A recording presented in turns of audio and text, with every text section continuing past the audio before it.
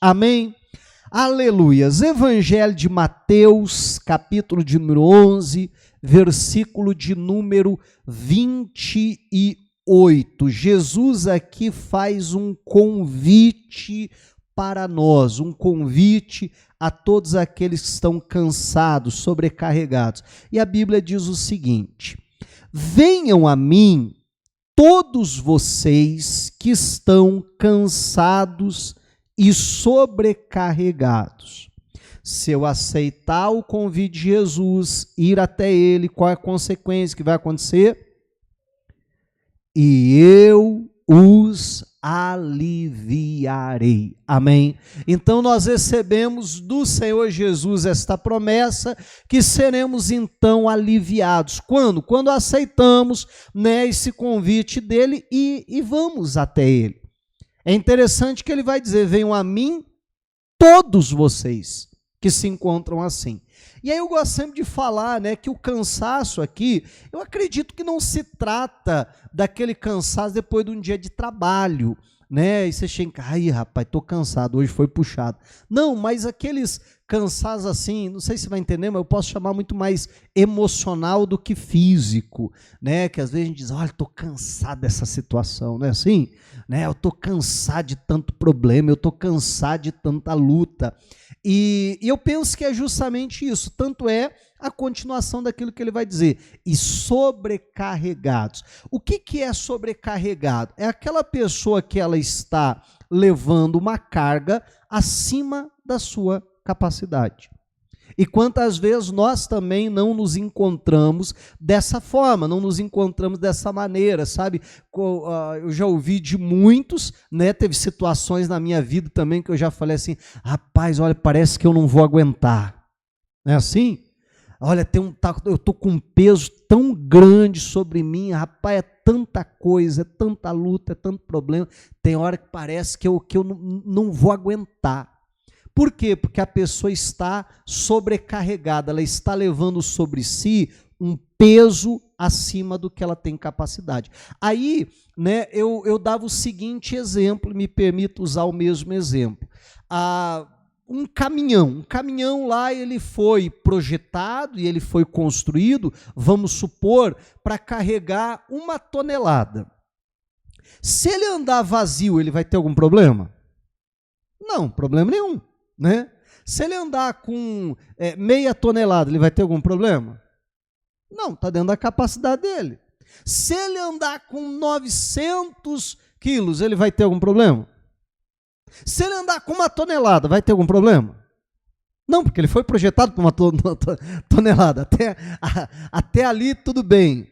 Mas, olha só, se colocar 1 tonelada, um exemplo, 1 tonelada e 200 sobre ele vai cair, desmontar, assim, não vai, né?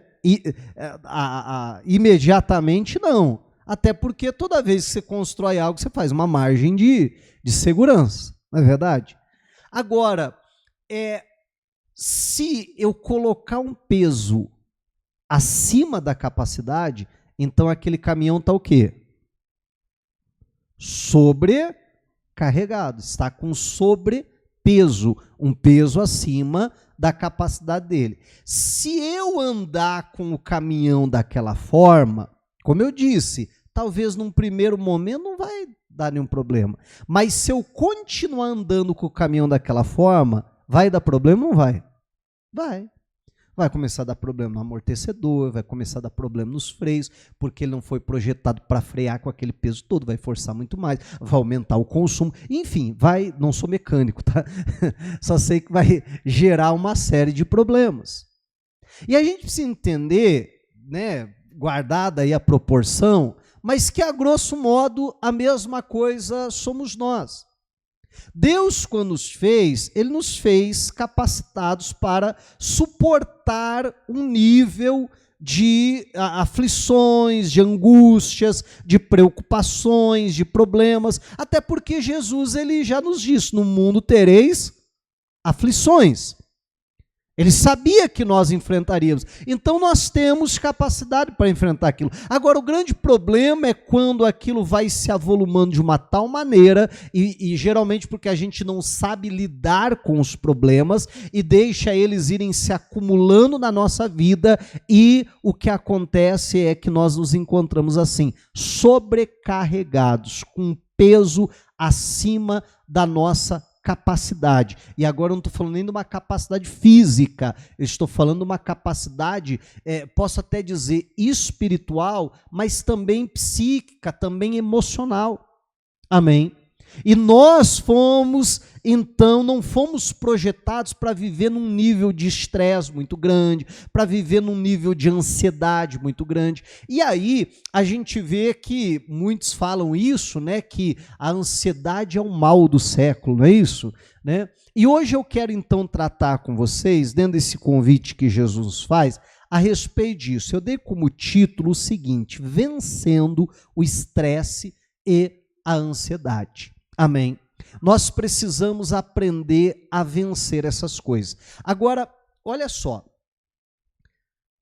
Quando eu falo aqui estresse, ansiedade, preocupações, angústias, aflições, eu sei que cada um tem um significado próprio, mas que muitas vezes esses termos se confundem. São, de uma certa forma, sinônimos entre si.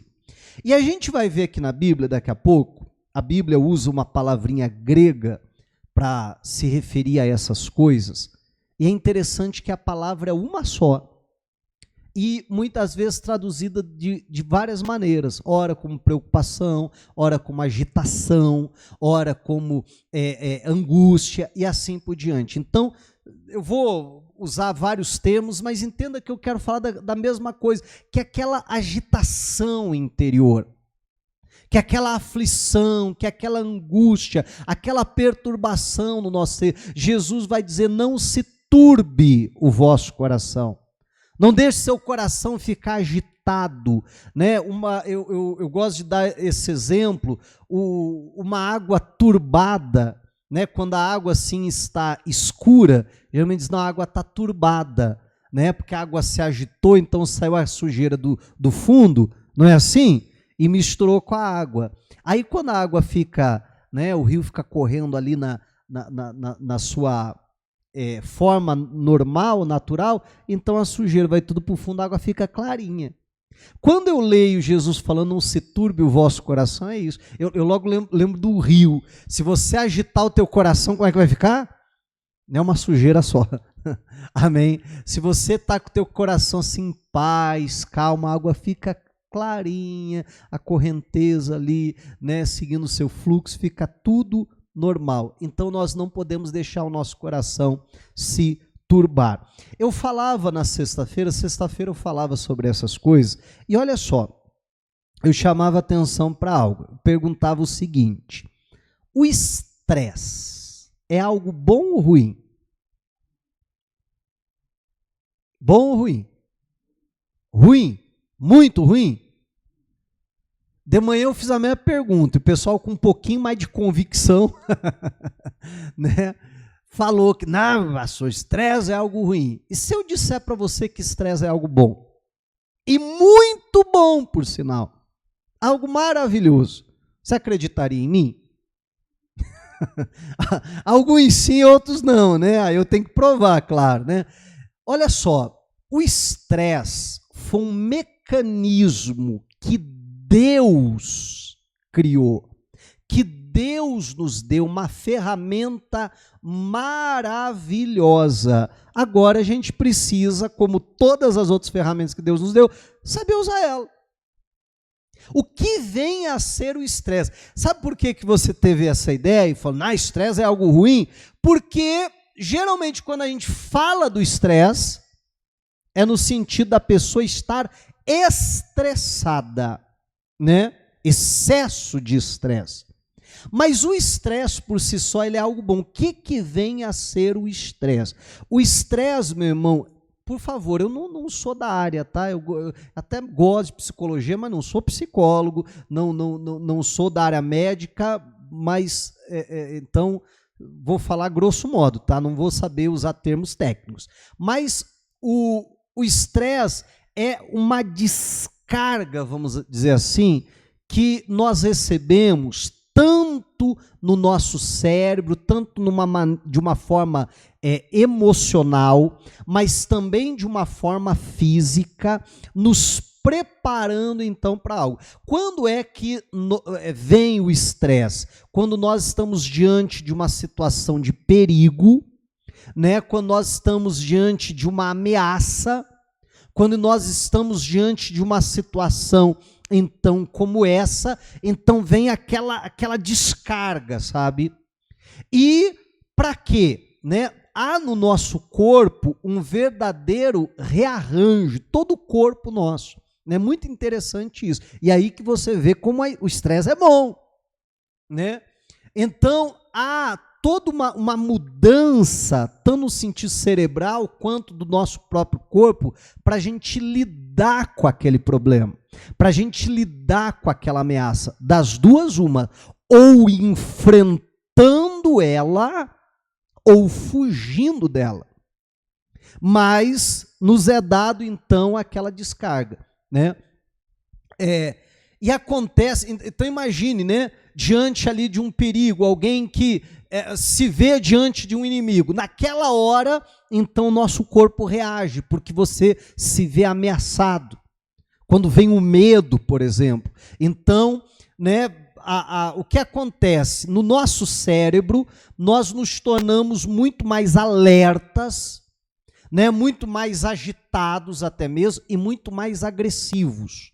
Por exemplo, já vou te dar um exemplo do dia a dia, você vai entender bem o que eu quero dizer. No nosso corpo, meu irmão, há toda uma mudança fisiológica no nosso corpo. Porque o nosso coração dispara, aumenta o batimento cardíaco, aumenta a pressão arterial, e o corpo, então, ele manda o sangue para os músculos que eu vou precisar, ou para lutar, ou para correr. Você já deve ter ouvido relatos, né, de pessoas dizendo assim, olha, não sei de onde eu tirei força naquela hora. Não é assim? Por quê? Por causa desse mecanismo que Deus, ao nos criar. Meu irmão, veja como o ser humano é tão maravilhoso. Não tem como dizer que não foi Deus que criou. Né? Talvez você, em uma situação como essa, você sentiu a tua mão fria e branca, perder a cor, numa situação de muito estresse, numa situação ali de medo, né, de perigo e tal. E por que isso acontece? Porque o corpo, ele direciona todo o sangue, sai das extremidades para ir então para os músculos, para os órgãos que vão ser mais utilizados. Há um aumento da nossa capacidade pulmonar, há um aumento, como eu já disse, dos batimentos cardíacos, da pressão arterial e assim por diante, para você conseguir ou lutar ou fugir, mas para você conseguir lidar com aquela situação. Eu até brincava, você já imaginou você andando assim, no meio do mato e tal, daqui a pouco você se depara com uma onça, né? Então, o que acontece? Dá uma descarga. Alguém já sentiu isso? Né? Dá aquela adrenalina na hora. Na hora, teu coração, não é assim? Isso é estresse. Né? Na hora, para quê? Para ou você lutar, ou você correr. No cada onça eu recomendo correr, né? Apesar que diz a história que ele não corre mais do que a onça, né? Mas enfim, você já imaginou? Ó, você está aqui tranquilo, ó, passeando, que flor bonita, olha o canto do passarinho, daqui a pouco você se depara com uma onça. Você já imaginou se não tivesse o estresse? Você já imaginou se você olhasse para a onça e disse, olha, uma onça, que legal. E agora, será? O que eu faço?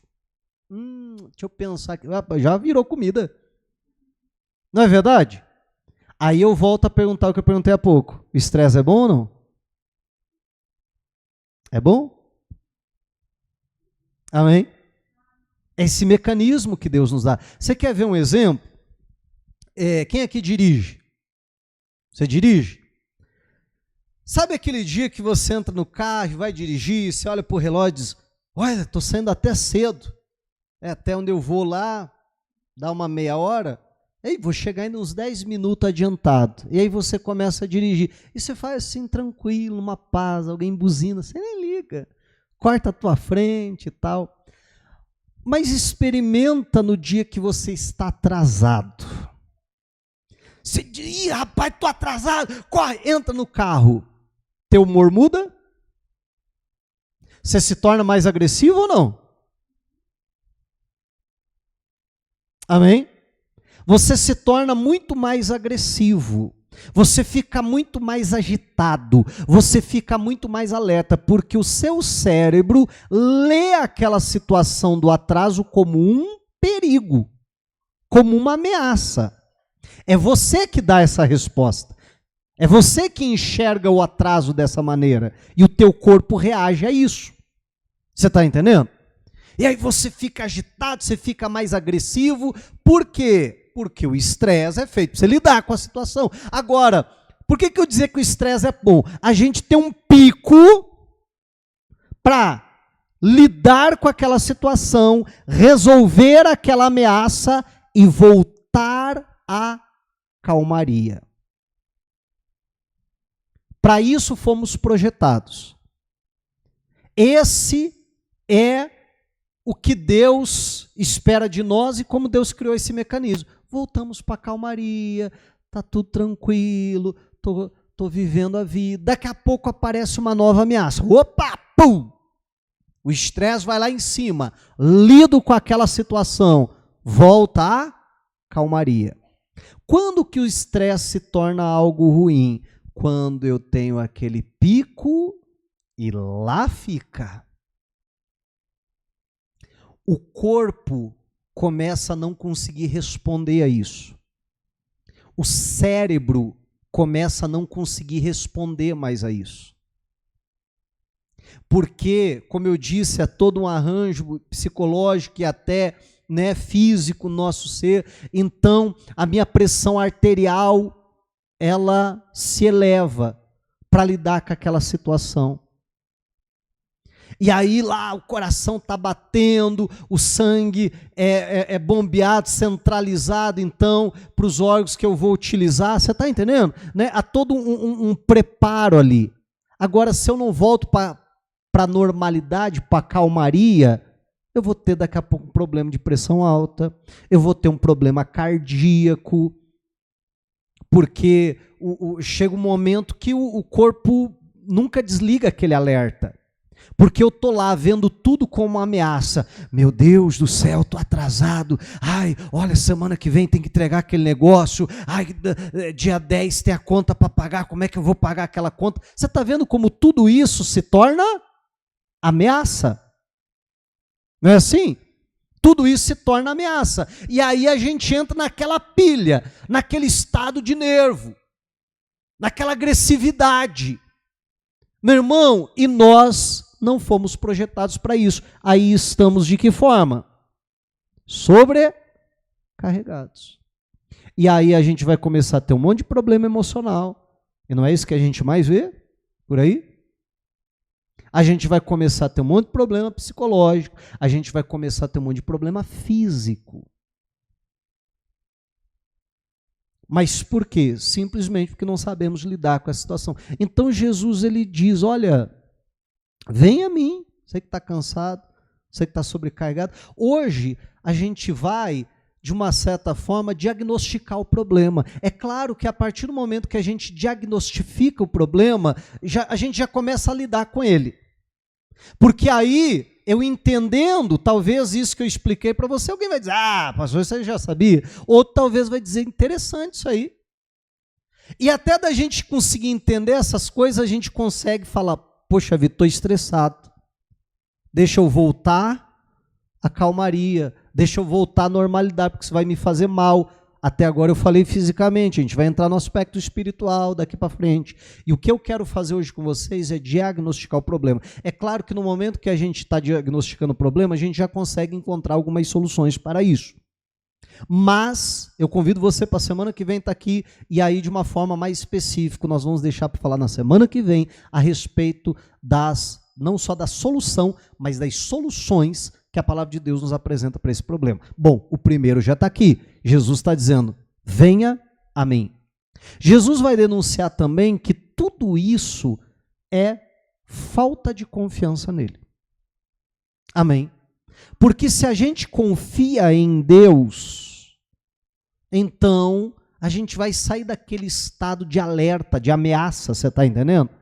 E vai vir justamente aquela questão da calmaria. É interessante que, por exemplo, a angústia, ela na língua portuguesa, ela é traduzida algumas vezes como incerteza aflitiva.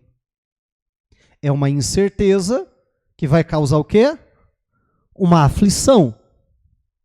Agora, a fé, o que ela é? Certeza, uma confiança. Se eu confio, então eu não vou ter angústia. Porque a confiança é a certeza. Agora, se eu tenho certeza, como é que eu vou pagar a conta? Como é que eu vou resolver aquele problema? Como é que eu vou fazer isso? Perceba que tudo isso são incertezas que vão causando o quê?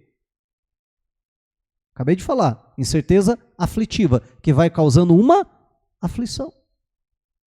Consequentemente, aí vai gerando estresse, ansiedade, isso, aquilo. Você está entendendo? Né? Então, nós precisamos entender que precisamos aprender a lidar com essas coisas. Vamos para Marcos, capítulo de número 4 e versículo de número 19, por favor. Marcos 4,19. Vamos no 18. Marcos 4,18. Que a gente pega um pouquinho antes, dá mais sentido para o texto. Então diz assim, isso aqui é Jesus explicando a parábola do semeador. Os outros, os semeados entre os espinhos, são os que ouvem a palavra. Olha só. Mas as preocupações deste mundo. Outras traduções vão dizer, mas os cuidados deste mundo. Talvez na tua Bíblia esteja assim. Deixa que eu continuo, depois eu volto nessa palavrinha aqui. A fascinação da riqueza e outras ambições aparecem e fazem o quê? Sufocam a palavra e ela fica infrutífera.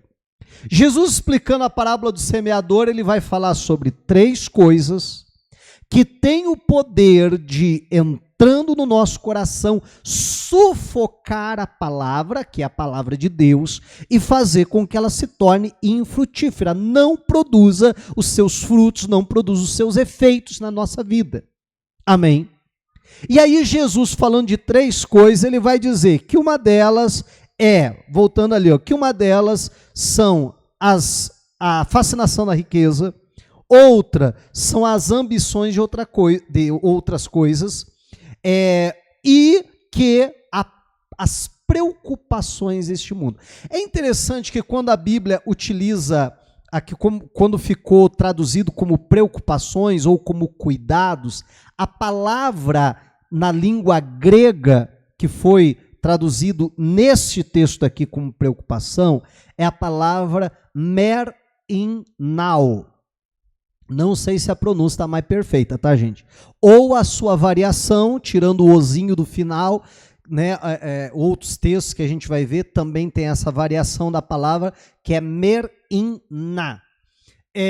Essa palavrinha, ela ficou traduzida aqui como preocupações, mas ela também em outros textos, a gente já vai falar disso, ela foi traduzido como agitado, ela foi traduzido como angustiado, ela foi traduzido como que é a outra, tá me fugindo, a outra é ansiedade, ansioso, né? Ansioso lá, a gente vai falar desse texto na semana que vem, mas Filipenses, quando diz assim, não andeis ansiosos por coisa alguma, a palavrinha lá é essa aqui, merinná, né? Não fique ansioso, não fique preocupado. Então, na língua portuguesa, há uma diversidade de palavrinhas para expressar isso. Na língua grega, é essa palavrinha que quer dizer todas essas coisas. Essa agitação, essa angústia, essa preocupação. Então perceba que Jesus está dizendo que a merinau, ela tem poder de sufocar a palavra de Deus. Ela tem poder de tornar a palavra de Deus infrutífera nas nossas vidas. Como que eu posso olhar para as preocupações, para o estresse, para a ansiedade, para a angústia, para a aflição, para todas essas coisas, e achar que isso não é importante, se a Bíblia está dizendo que ela tem poder de tornar a palavra de Deus infrutífera na minha vida? Eu já te dou um exemplo daqui a pouquinho, mas eu quero ver em paralelo com vocês um outro texto, Lucas, capítulo 21, e versículo de número 34, por favor. Lucas 21, 34. Quem achou, diga amém. Diz assim a Bíblia: tenham cuidado para não acontecer que o coração de vocês fiquem sobrecarregado. Para aí um pouquinho. Vamos devagar. Isso aqui é Jesus falando, gente. E Jesus vai dizer para mim e para você, tenham o cuidado. Cabe a você cuidar do teu coração, guardar o teu coração. Tenha o cuidado para que o teu coração não fique sobrecarregado. Acabamos de ler, vinde a mim todos os que estáis cansados e sobrecarregados. Aí aqui em Lucas, Jesus faz um alerta dizendo, tome cuidado para o teu coração não ficar sobrecarregado. Amém? Precisamos de ter, então, esse cuidado. Vamos continuar. Olha só. Sobrecarregado com o quê? Né? Com as consequências da orgia, da embriaguez e das preocupações deste mundo. E mais uma vez, preocupações, é aquela palavrinha que eu citei, merinau. As preocupações deste mundo. Olha só, continuando. Para que aquele dia, que dia é esse que Jesus está falando? O dia da sua vinda. Tá? Para que aquele dia não venha sobre vocês repentinamente, quer dizer, venha e você não esteja preparado para ela. Olha só, como uma armadilha, pois sobrevirá a todos os que vivem sobre a face da terra. Quer dizer, ninguém vai escapar daquele dia. Então, o alerta de Jesus, tenham cuidado para vocês não permitir que o coração de vocês se sobrecarregue. Acabamos de ler Jesus falando que tem coisa que entra no coração, sobrecarrega o coração, sufoca a palavra de Deus e ela se torna infrutífera. Tomem esse cuidado, porque se isso acontecer, aquele dia, o dia que Jesus virá, poderá, né, se você permitir que essas coisas, isso vai ser para você uma armadilha. E você não vai estar preparado para aquele dia. E se nós não estivermos preparados para aquele dia, chuta o que vai acontecer, gente. Que medo de responder, né? Mas você sabe o que vai acontecer, né? A gente vai ficar para trás. Amém? Por isso que Jesus vai falar, isso vai servir como uma armadilha. Então perceba que o diabo usa isso como uma armadilha. Armadilha contra quem? Contra crente. Agora, sabe o que é interessante? Que novamente aqui Jesus fala de 3 coisas que podem sobrecarregar o nosso coração. Uma dessas coisas que pode sobrecarregar o nosso coração, está aqui, ó, né? voltando lá para o 34, tenham cuidado para não acontecer que o coração de vocês fique sobrecarregado. Com 3 coisas. Primeira, com as consequências da orgia. Relações sexuais lícitas, práticas sexuais lícitas e assim por diante. Né? Você sabe o que é uma orgia. Da embriaguez. E aí vem o quê? E das preocupações deste mundo. Agora, se eu perguntasse para você... Bom, vou dar um outro exemplo. Você sabe que crente não faz fofoca, você sabia disso? Sabia ou não? Crente não faz fofoca. O máximo que crente faz é motivo para oração.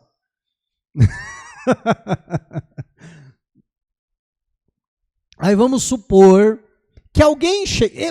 Bom, para ficar aqui em casa, vamos supor que eu chegue para você, o fofoqueiro sou eu da história, tá? Para não te colocar em maus lençóis, o fofoqueiro hoje sou eu. Vamos supor que acaba o culto, eu chego para você e digo assim, irmão, irmã, nós precisamos orar pelo irmão X, porque o irmão X está na orgia.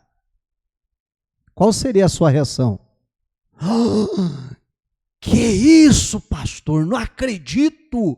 O irmão X? Não, vamos orar por ele. Provavelmente você ficava com os cabelos até em pé. Sim ou não? Aí vamos criar uma segunda cena.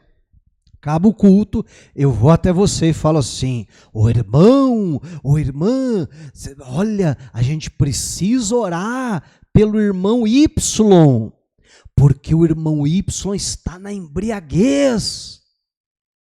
Qual seria a tua reação? Não acredito, irmão Y. Não, eu vi ele, estava trocando as pernas até de bêbado. Não, pastor, que está amarrado, pastor. Temos que orar mesmo. Não é isso? Agora vamos lá, terceira cena. Acaba o culto. Eu vou até você e digo assim, irmão, irmã, nós precisamos orar pelo irmão W. Porque o irmão W está preocupado. Eu te pergunto, qual seria a tua reação? Você ia dizer assim, não acredito, pastor. Talvez você até dizer assim, pastor, então já aproveita e orar por mim, que eu também estou. Você está entendendo o que eu quero dizer? Por quê? Porque a orgia para nós, meu Deus, é um pecado muito sério. Não, pastor, olha, eu quero sair longe de mim. A embriaguez está amarrado, pastor, não. Alguém diria até, Deus até já me libertou disso, jamais quero voltar a essa prática. Isso é pecado, pastor. Mas a gente classifica assim, será as preocupações, o mer in now, a ansiedade, quando estamos ansiosos, quando estamos estressados, quando estamos angustiados, aflitos com algo, quando perdemos uma noite de sono, preocupado com uma situação, a gente chega e diz, Senhor, eu preciso me arrepender, está amarrado, que eu estou preocupado. A gente faz isso? Você está entendendo o que eu estou falando?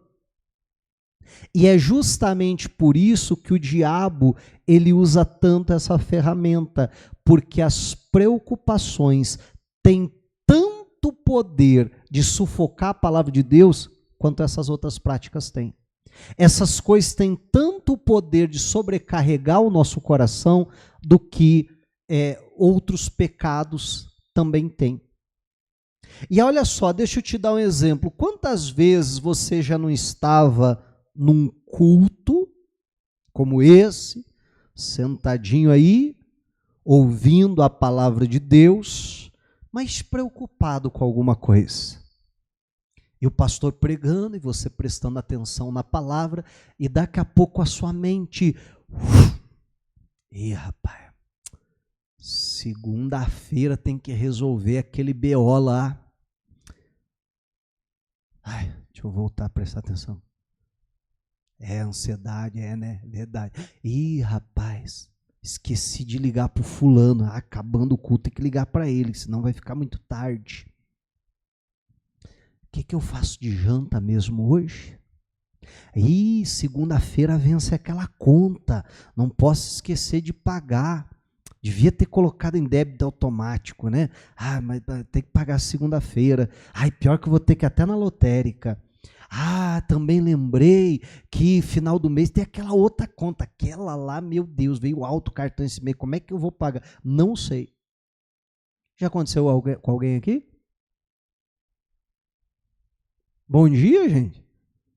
Comigo, deixa eu falar de mim, então, para você ficar mais tranquilo, para você falar de você. Comigo, várias e várias vezes. Amém?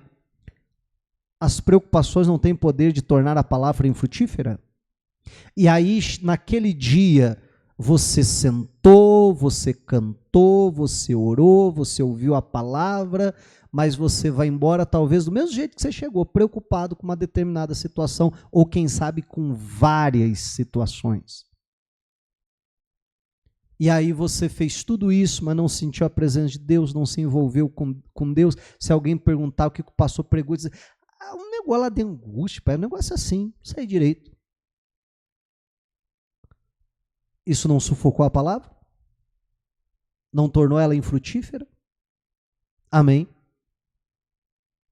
Olha que coisa séria. Aí aquela velha história que eu sempre falo, você convida alguém para vir para a igreja, olha, domingo tem culto, vamos lá, para adorar a Deus, para buscar, olha, Deus quer falar com você, o culto é uma bênção, vamos lá comigo. Qual que é a desculpa que a gente mais ouve? Não tenho tempo. Não é isso? Não, pai, minha vida é uma corrida. Que domingo de manhã? Não, eu trabalho a semana inteira. Domingo eu só acordo para o meio-dia. Não é assim? Não, que isso, que aquilo. Mas não só lá fora. Quantas vezes aqui dentro da igreja a gente diz, pessoal, a gente está precisando de irmãs para trabalhar no ministério infantil.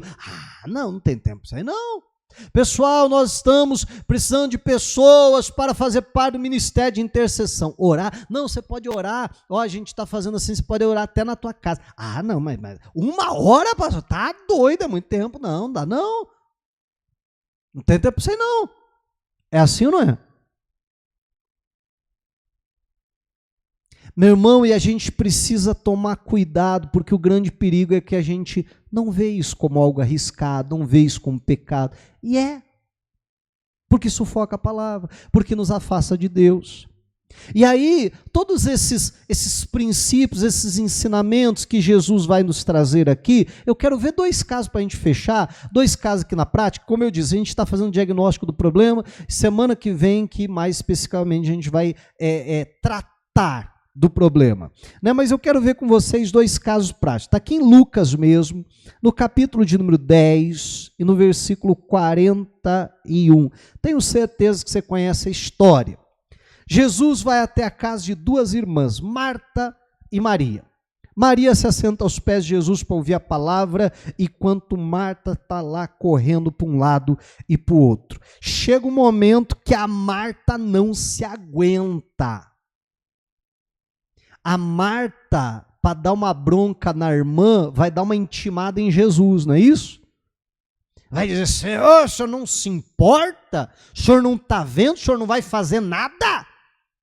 Na minha irmã ser preguiçosa, eu nem entendo, mas o senhor concordar com isso? Perceba que Marta estava estressada. E quando a pessoa está estressada, a pessoa se torna, né, porque a gente foi projetado dessa maneira, a pessoa se torna mais agressiva, justamente para conseguir se defender do perigo. Mas como a gente não sabe lidar com a coisa, aí a gente dá umas dessa aqui, tipo Marta. Lembra que Jesus falou há pouco? Que isso serve como armadilha? Você já parou para pensar quantas vezes o estresse já não serviu para você como uma armadilha? Você falar coisas que você não falaria em outra situação? Você agir de uma tal maneira que em outra situação você jamais agiria daquela forma? Amém? Olha que coisa séria. E eu acho que a Marta jamais falaria daquele jeito com Jesus. Mas ela está extremamente, estressada, e ela vai dar uma bronca em Jesus. O senhor não está vendo? O senhor não se importa? E aí é fantástica a resposta de Jesus. Olha a resposta de Jesus. Lucas 10, 41.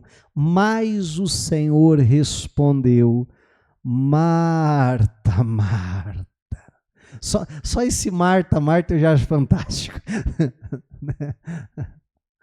Marta, Marta, você está inquieta e preocupada.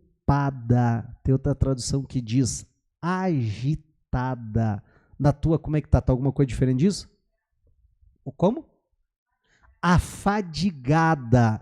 Sabe qual é a palavrinha aqui? Aquela que a gente está falando bastante. Now. Ô Marta, você está agitada, você está inquieta, você está now. Você deixou as preocupações, você deixou a ansiedade entrar. Você está aí todo estressado. É engraçado que quando, até no trânsito ou alguma coisa assim, a gente vê alguém pilhado, agitado, agressivo, o que a gente fala? Ih, fulano tá estressado, não é assim? Ih, tá estressado. É verdade. Exato. Você acertou o diagnóstico. É isso aí mesmo. Olha que coisa interessante. Amém. E aí Jesus vai dizer: ô Marta, você deixou isso entrar. Amém. E o que está fazendo? O que aquilo ali está fazendo? Não está sufocando a palavra? O que aquilo ali está fazendo? Não está servindo como uma armadilha para ela? Sim ou não? E Jesus vai falar disso. Ó. Marta, Marta, você está inquieta e preocupada com muitas coisas, mas apenas uma é necessária. Maria escolheu a boa parte, e esta não lhe será tirada. Amém? Meu irmão, a gente precisa tomar cuidado com isso, porque sufoca a palavra, porque serve como armadilha para nós.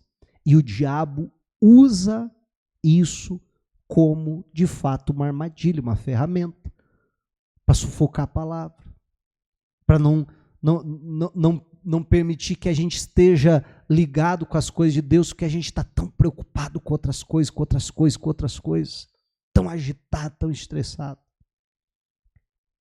Eu não vou abrir, para não me estender, eu já passei do meu horário, mas eu gostaria que você anotasse aí Êxodo capítulo 5, versículo do 6 ao 9.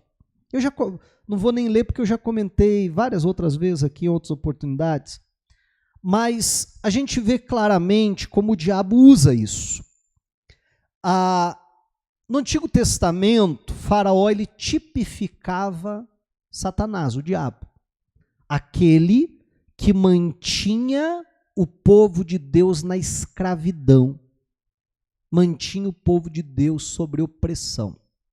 E Deus então levanta Moisés para dizer para ele, a gente falou disso até não faz tempo, Israel é meu filho, é meu primogênito, deixa o meu filho ir para que me sirva. Se você não deixar o meu filho ir, eu vou tocar no teu primogênito. Amém? Agora, olha só, quando Moisés vai lá e fala isso para o faraó, que mais uma vez eu digo que tipifica o diabo, ele vai dizer o seguinte: eles estão ociosos e por isso querem ir adorar a Deus.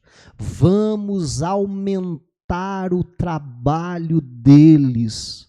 Vamos impor metas muito maiores. Vamos exigir muito mais deles, não é isso? Para quê? Para que eles não tenham tempo para acreditar nessas palavras. Aí Faraó vai chamar assim, essas palavras mentirosas. Não eram palavras mentirosas, era a palavra de Deus. Mas Faraó vai dizer: encha eles, deixa eles agitados, deixa eles estressados, deixa eles angustiados por tanto trabalho, por tanta dor de cabeça, por tanta preocupação, que eles não vão ter tempo para meditar na palavra, para pensar em Deus, para adorar a Deus. Só trabalho, correria, pagar conta, isso, aquilo, aquele outro, as preocupações deste mundo. Amém. Perceba o diabo utilizando isso como uma armadilha, como Jesus falou.